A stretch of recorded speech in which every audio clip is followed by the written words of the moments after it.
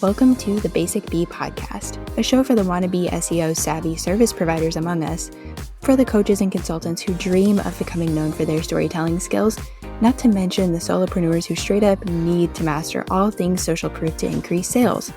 After a little reluctantly fully committing to this online world of business, I quickly realized I needed to get people to come to me.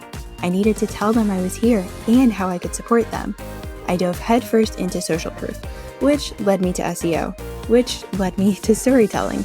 And now it gives me great joy to share what I've learned with other business owners so they skip the hard stuff and ease straight into sales.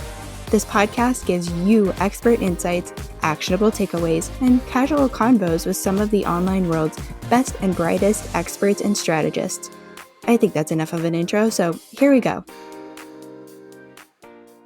Welcome back to the Basic Bee podcast. I'm stoked that you're here, and I'm back with another amazing friend that I get to introduce you to. I'm here with Allison Hardy, and we're going to be talking all about email marketing mistakes, which I'm so excited to get into.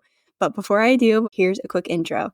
Allison Hardy is an email marketing strategist. She helps coaches and experts enroll more clients into their courses and memberships through email marketing.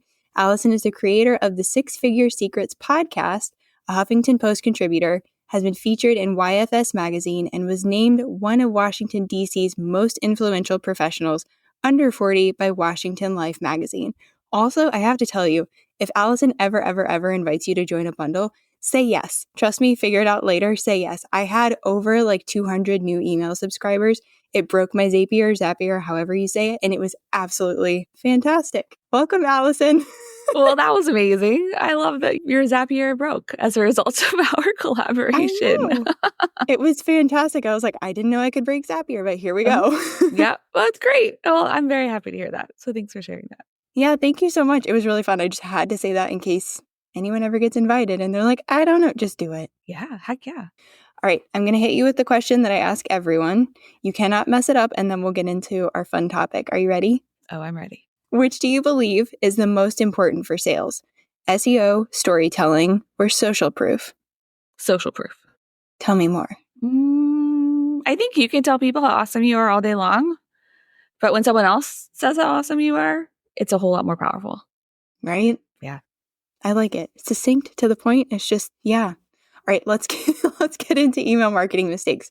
So coming off the bat with another intense one, what mistakes are you seeing happening around the frequency of email marketing? How often we're emailing people? Yeah, this is probably the number one question I get when people are digging into email marketing. They're like, that's always the first question. How often should I be sending emails? And what I see a lot of times is people just aren't sending enough emails, bottom line. And if we think about it from a numbers perspective, and this is kind of the example I always give, if 20% of the people are opening your emails, which is considered good, I think you can get a lot better than that, but that's considered a good benchmark. That means 80% of the people aren't actually opening your emails that are on your email list. So if you want more people to see the thing that you're selling, you have to get more people to see the thing that you're selling. So how do you do that? You send out more emails. It's always what comes first when it comes to the conversions and sales. Do I tweak the sales page? Should I focus on the emails? What's the lever? And I always go to frequency first, because if you're not even getting enough people to the sales page to convert, you can't know if it's the sales page. So the first step is getting people to the sales page. And so if we're reverse engineering that, if we want more people to the sales page, we have to invite more people to come to the sales page. So you do that through sending more emails. So that's the number one mistake I see, is you're simply not sending enough emails.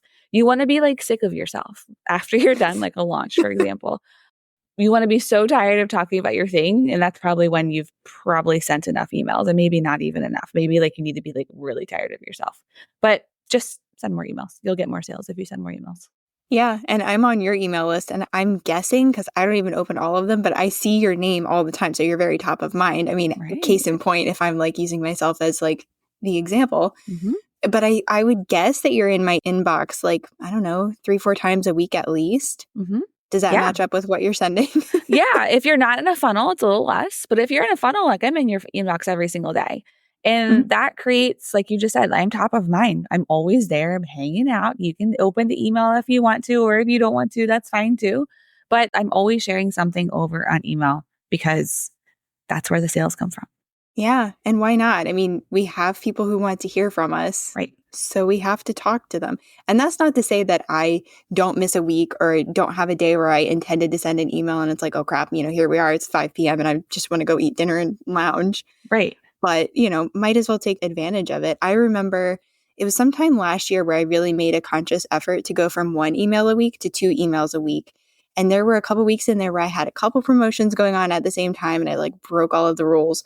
And I was like, I just need to let people know this. Like, why not? I'll just share it. And so I shared it and I definitely had people buying, people clicking, people writing back. And that really helped me to get over the whole like, don't email more than once a week. Yeah. And what you just said, sharing, like you're just sharing information, right? So if someone wants to solve this pain point they have and you share with them, hey, I can help you solve this pain point, that's much different of a mindset than like, I'm going to pitch these people. And yes, like you're pitching them. But if we come at from a perspective of like sharing or inviting, I think that makes it not so scary or not so intimidating or not so like sleazy. Because again, at the end of the day, like we solve problems. So like if we're here to solve people's problems, we have to let them know how we can help them solve their problems. And so that happens in an email. Yeah, exactly. And you can lead in with like a story or you can give some educational thing or you can point them to one thing that I find myself doing a little bit more now that I have this podcast is like telling them about the podcast, but then also being like, hey, I'm running this email course and this topic ties in with this. So is there anything else like in there that you could think of that we might be missing an opportunity with? Yeah, I think a lot of times we think of our like content, like podcast episodes, Instagram posts as being separate from email marketing. And they can actually work together. So I was actually just talking with a client about this like 2 hours ago. And she was like, I just have a really hard time coming up with topics for my email list. She's like, they're not in a funnel, they're not current clients. So like, what do I send those people? And I was like, well, you post every single day on Instagram. You post really valuable content.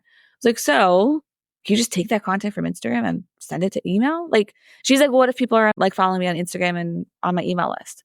I was like, that's okay. It's you being consistent with your messaging. And they're going to respond and interact with that content, whether it's email or Instagram, differently. Instagram, it's like a reel and it's 2 seconds long. It offers up like a tidbit of information.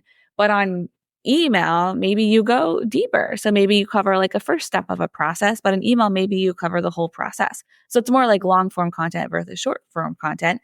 And I was like, and different people consume content differently. So like some people might just want that short form content.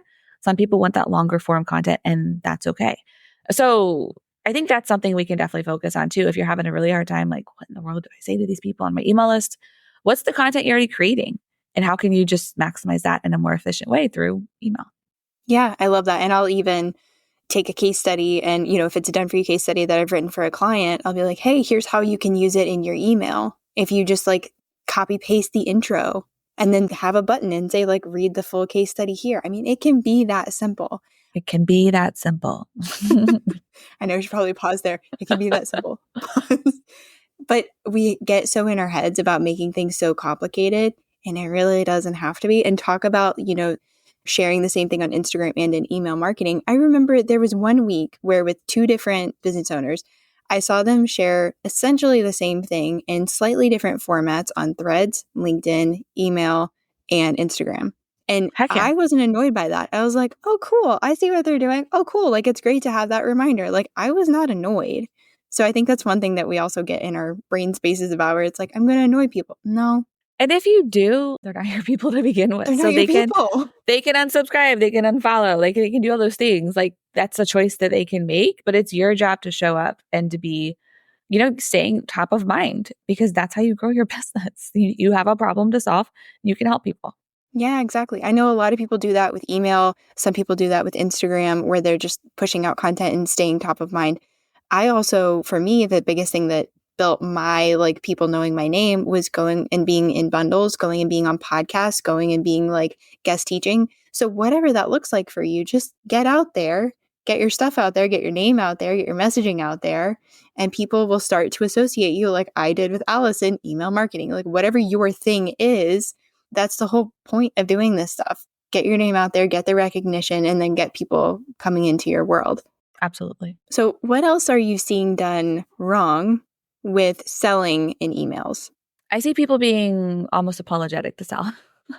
And it's only a female thing. Let's call it like it is. Yeah. Why are we so apologetic for selling? And it goes back to, I think, not wanting to like take up space and not wanting to like bother people. When in reality, I mean, the people I work with like experts and coaches people who have like done really amazing things with and for people. They are clearly like experts in their fields. They have degrees and certifications. And a lot of my people have like these really impressive 9-to-5s. And for whatever reason, they've left that world and now they're in the online space. And they're really freaking good at the thing they do.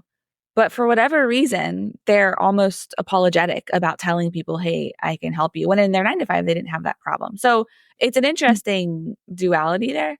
And so I think one of the ways that manifests itself in email marketing is you're just not selling. So you've created this culture on your email list of free value. And free value is great. It has a place and a time, but it's not going to be the thing that like actually helps people, right? It's going to get them started. It's going to give them like tidbits, gives them little snippets of information.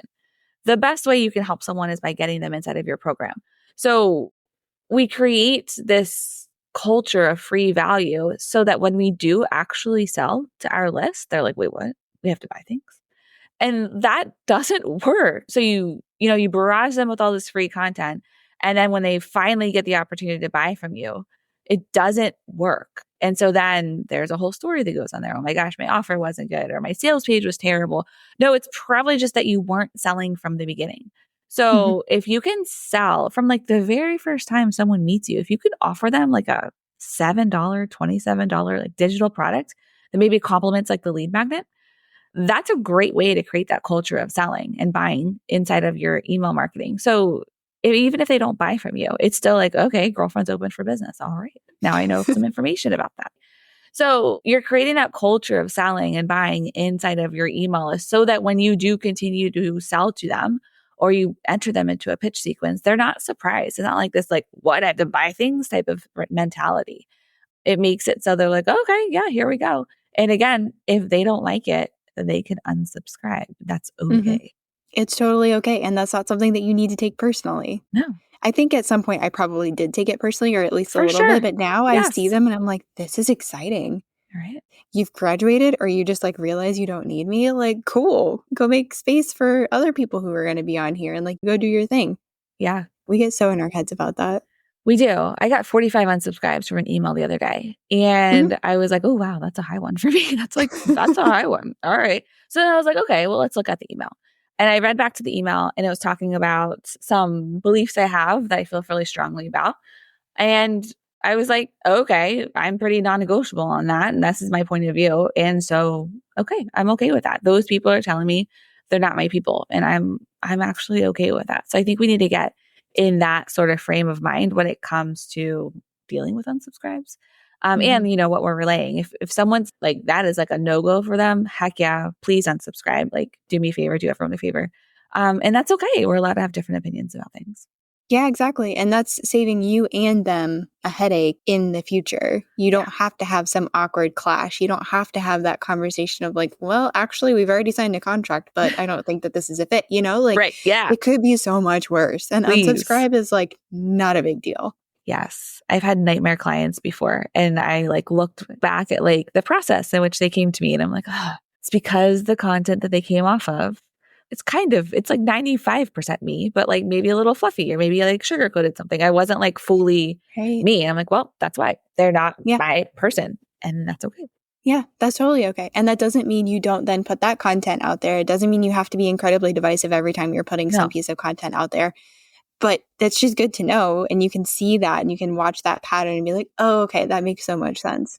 Exactly. Yeah. Okay. Jumping back to sales and kind of coming at it from a different angle. You're going to like this question. Can cold pitch emails be done well? Like, is that at all possible? Is it at all possible? I think that cold pitch emails have a time and a place. And I think they can be done well when the person who is pitching you actually knows something about your business and maybe calls you by the right name. Just an idea. That would be lovely. I got a pitch for my podcast this morning and my name was wrong. It was Jennifer. And I was like, okay, not Jennifer. Like nowhere in my name is Jennifer. And then I did change the name of my podcast like a year ago, but she referenced the old name. And I was like, clearly we have someone didn't update a spreadsheet or something. Like this isn't Mhm. working anymore. I've actually cold pitched people before Mhm. because of what they say. So like if someone's on stories and they're like, oh my gosh, my email marketing just like isn't working. I'll be like, okay, maybe I could help them. So I will go and learn about their business. I will like maybe enter into an email funnel of theirs. I do research so that when I do Mhm. like reach out to them and like, hey, I'd love to offer you maybe a free call or something to help you. It's a whole lot more heart centered and service based and value based than like, hey, buy my thing. So I don't think cold pitches are bad. I do think though, like it takes a lot, like that you have to, there's a volume thing, right? So you have, Mhm. and a time thing, you have to send out a certain number in order to get a certain conversion rate usually. You have to do that research. That all takes time. So my question is always like, is there a better way of just getting sales? Like what can you do differently to create more sales? Is it you just need to generate more leads and get them into the funnel? Is it that you maybe need to launch an offer to your existing people? You know, what's the thing that can help you to achieve the goal that you have through selling through the cold DMs or the cold emails, the cold pitches that maybe would perform better for you? And if there's that, if there's a better choice, then make the better choice. Yeah. Make the better choice. Make the better I'm choice. going to stay stuck on that one. That is so true, though, because I recently, this is so well timed, because I recently recorded an episode about cold pitch emails that are all about SEO services. And I Oh, okay. actually broke down one email that one of my friends sent me. And she sent this to me. This was like the second time this happened in a very short span of time. And so she sent this to me and I was like, can I just use this example and like record this podcast episode? And she's like, go for it. So, she has an inquiry form. It's first name, last name, subject of the email. Even just in that space, this person used 3 different names. They used her email as the email. Like it Oh, was just so poorly done. So I was like, that is just a cluster. And that is like a very extreme example, of right. course. But I like what you're saying. That really resonates where you're like, okay, just do some research first. Like if you're going to try this, put a little bit of time and effort in. It's not something that's like a passive lead gen thing at all. No, not at all. You know, in the beginning of your business, when you don't have anything set up, you don't have any system set up, like you are hustling your face off. So like Mm-hmm. in the beginning of your business, like yes, that might make sense for sure. So I'm not like dissing cold pitches. I think they have a Mm-hmm. time and a place. But for a lot of us, I think there's just, just think there's better ways of doing it. Yeah, there's other options available to you. But if you're going to do that, just put in a little time and effort and research Exactly. for all of our sake. The part of me that gets really frustrated about cold emails in particular is my inbox is really busy. It's got a lot of Yeah. stuff going on in it. I pay someone to like manage my inbox. I have to pay someone. And like, so part of her job is like managing those terrible cold pitches. So Mm-hmm. like your bad pitches are costing me money. And that Exactly. is frustrating. I get frustrated over that. So like do some work. I'm not anti-pitch. I'm just, can we do some work ahead of time? Call me by the right name. I don't know. Oh, that's definitely going to stick with me. Call me by Uh-huh. the right name. It's not that hard. Oh my gosh. Okay, so you've mentioned funnel. We talked about the funnels. And for anyone who's listening and you don't happen to be familiar with this, an email funnel is there's a free thing, there's a welcome sequence that triggers when they get the free thing, and then they get into like your regular email, weekly newsletter situation thing, if I'm like boiling this way down. What mistakes are you seeing done around email marketing strategies, whether it's like launch funnel or welcome sequence or even weekly emails from a strategy point of view? Yeah.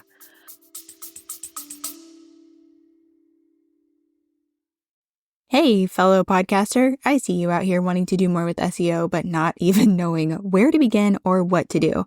Oh, and yeah, there are loads of episodes you should be blogging about, but like, how? I saw so many conversations just like this happening around me, and one day I just thought, I'm a podcaster, I'm an SEO show notes writer, I should make a resource. So I did. And now you can grab the SEO podcast show note and blog post templates. You get everything you need to go from podcast idea to SEO optimized podcast show note to SEOified blog post, which means you've got 2 long-form content pieces out here marketing for you 24/7. I even included video training so you know exactly what goes where and how to incorporate SEO for your podcast ASAP. Click the link in the show notes and grab your templates today. I'm a fan of evergreen products. I think you should always be able to sell something. Like there should be no reason why someone can't buy something from you every single day. And your email marketing, especially your email funnel, should be selling for you every single day. Like you should have essentially a launch going on every single day in your business so that people can buy from you every single day. And so you can accomplish that through an email funnel. So it kind of goes back to this idea of creating a culture of buying and selling inside of your email list. I think when someone comes in off of a lead magnet, you should have something on the thank you page to buy. That's a tripwire. And then from there, I actually think they should go into a nurture sequence and then directly into a pitch sequence. The nurture sequence needs to essentially be a launch that's passive. And this is where I think a lot of people go wrong is if we think about the perspective of a launch, it's to help someone understand something, right? And to dig deeper into a pain point or work towards, solving the pain point. There's some sort of like what's in it for me situation, the person that's reading the emails. So if we think of like those first couple of emails, it has to be like, what's in it for me? Otherwise, they're going to lose interest. They're going to unsubscribe and they're going to be like, this person's not for me.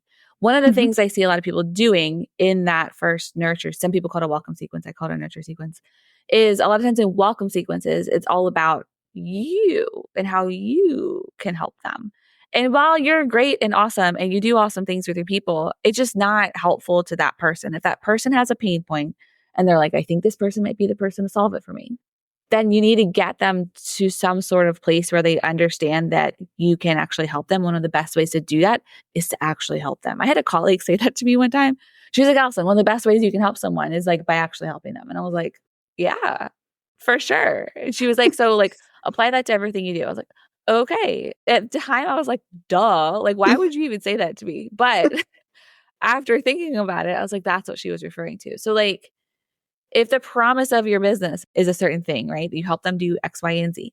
Help them do X, Y, and Z in those first couple of emails. Because once you can help them do X, Y, and Z, and you can help them to see like, yes, I've got you to this point, or you've done this work, or you're thinking about this thing differently.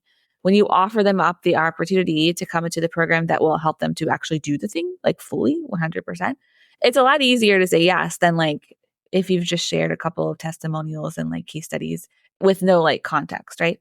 So I think that's one of the biggest things I see a lot of people doing is those first couple of emails is like all about you and it's fine and great and you're cool. But like, that's not what those people want to hear. They're asking themselves the question, like, what's in it for me? Why should I listen to this person?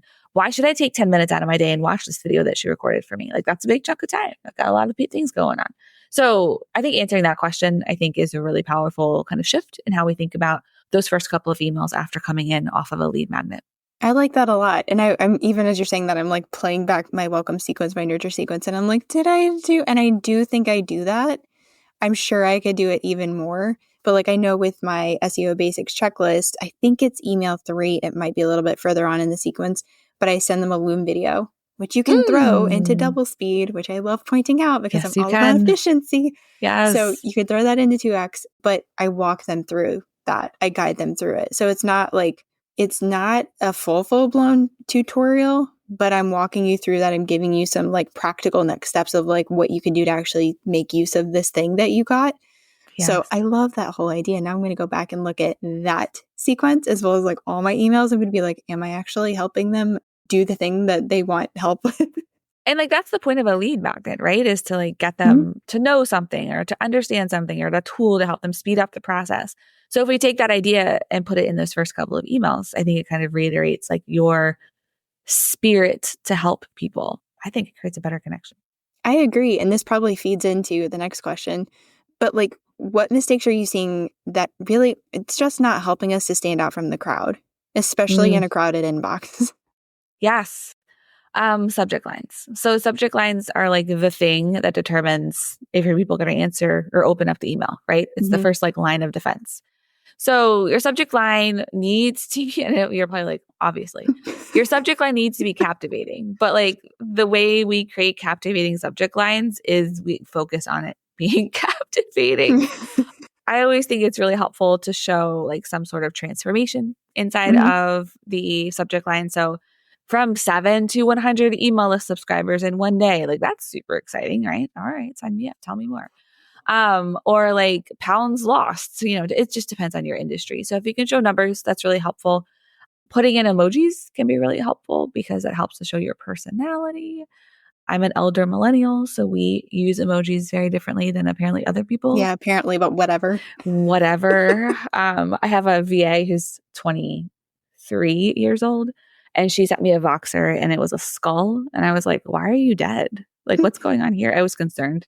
And apparently, Why are that you is dead? not what that means. Oh, it's not? No, apparently it means you're like dying of laughter. Like, it's hilarious. Oh, that I've used. Okay.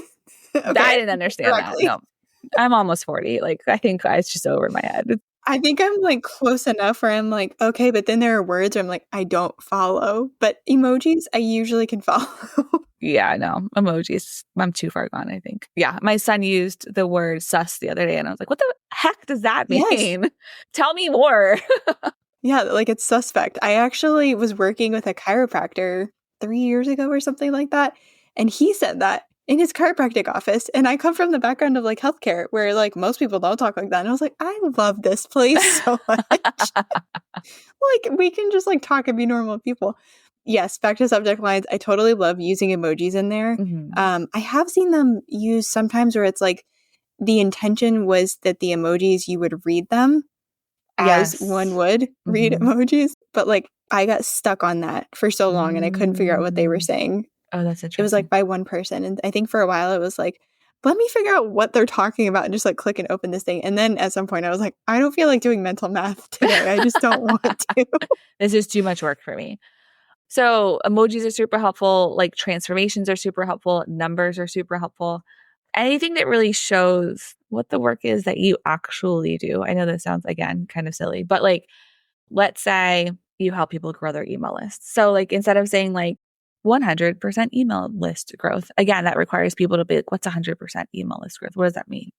Instead of like from 100 to 200% or from 100 to 200 email list subscribers, like, oh, okay. So again, it's like what you just said, mental math. It's less mental math. It's much more obvious. Or a subject line that's like, I find this to be really helpful. Do this, or how I or how she can be really helpful. So like, do this if you want to grow your email list by 100 today, or how I grew my email list by 100 in one day. Things like that are like, ooh, tell me more. You know, you get that like curiosity, like, how did you do it? What's the secret sauce? How does that happen? I think those sorts of things can be really helpful to just increase that open rate. And you can also split test, subject lines. So you could, I use ConvertKit for my email marketing. They have that feature where you can resend to unopens. So if you don't open my emails, usually you'll get the same email delivered to you the second day, most of the time, with a different subject line. So what I'm doing there is I'm split testing, right? So maybe one is like the how to or how I grew my email list by 100 in one day. And then the second one might be from 1 to 200 email list subscribers in one day, and just trying to see like which one works better. Obviously, the people who didn't open your first email aren't as engaged of email list subscribers, I would argue, but it's a good test. It's a good thing to like try out and just to see like which one hits better. And then just make a note of it. I like to use a tool called aminstitute.com/headline. It's free. And they like actually score your headlines. So headlines are subject lines. They'll score them though. So they give them a score and then they tell you like what categories they fall in. And so you can be like, okay, after like split testing, you'll be like, my audience responds best to these intellectual subject lines. So every time you run a headline or a subject line through that tool, your goal is to like get it into the intellectual category. Like, and I have another client, hers are spiritual, like her people respond to spiritual based subject lines. And she knows that because of that tool. So like using tools like that to kind of inform you in your subject line creation could be really helpful too. That is really neat. What did you say it was again? aminstitute.com/headline. It's the American Marketing Institute's headline analyzer. We are for sure making sure that goes in the show notes. That is awesome. I think that's really great. And I do want to, if anyone ends up getting on Allison's email list, which you totally should, you do a great job of using headlines for case studies where I can tell before I even open it that it's going to be a case study. And I'm always just like, I'm so proud. I love seeing that. It's so important and it's so impactful. And even just getting that from the subject line, it can be easier, again, than we think it might be. It's not that hard. Absolutely. Because when people understand what's happening, they're like, oh, I understand that. Okay, cool. Let's read more about how that happened. Yeah, exactly. Okay, one last question for you. Are there any rules that you like seeing broken or that you like to test or push the boundaries on? Oh, well, in the beginning, you said that you broke all the rules with an email marketing campaign. Recently, you said you like promoted 3 things in a week or Oh, something like yeah, that. yeah, yeah. Hmm. I have no problem with that with your email list. Now, if people are in a funnel, that's different. But like if they're just hanging on your email list and getting your newsletter, like you can scoop people up with different things every Hmm. week. So like maybe your email on Mondays is about your podcasts. That's cool. That's great. That's for a certain part of your list. Some people are never going to listen to your podcast, and that's okay. Middle of the week, maybe it's like a collaboration you're in. So maybe it's like a bundle. So you promote the bundle. And then maybe end of the week, you're like, I'm just going to flash sale this digital product I have. That's okay. Like you can do that. Some people don't advise that. I have no problem with that because again, different people are going to interact with those pieces of content differently. Some people, again, not going to listen to the podcast. Some people are not going to do the bundle, but maybe they're super interested in your digital product that you're flash selling. Cool. Great. That's awesome. So it's kind of like a buffet, for lack of a better word, of like things that they can interact with you in that week. So I'm always a fan of that. And I don't think that those rules apply. Hmm. I'm just thinking of a conversation I had the other day with a friend of mine who I could tell that she stopped emailing her people. And Mm. she said something in our conversation, and I was like, oh, wait, is that the advice that you heard? And then did that like affect you feeling like you couldn't send out emails? And she was like, yes. And one of the things that was called out by this person that she was interacting with was that you can't have more than one link or you can't have more than one like call to action in an email. And I was like, okay, maybe, but also like most of my emails typically have like 2 things unless it's in that welcome sequence. And then I think usually there's just one.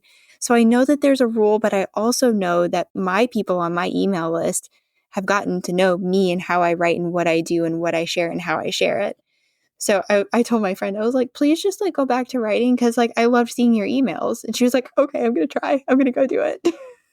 And I think it's also important to note that I'm not saying that this is what happened with her, but like if Mhm. you're hearing advice on the internet, that person that's giving that advice, it's like blanket. It's not Yeah. like an actual piece of advice meant specifically for you.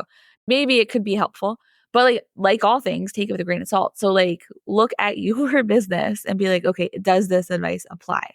And if it does, then yes. But also like it's not always the most helpful thing for you. It's like people Mhm. on Instagram are like, use this viral sound and your Instagram account will get 10,000 followers. Like that's Right. not going to happen. Sorry. I mean, if it does, that's great, but like it's not going to happen.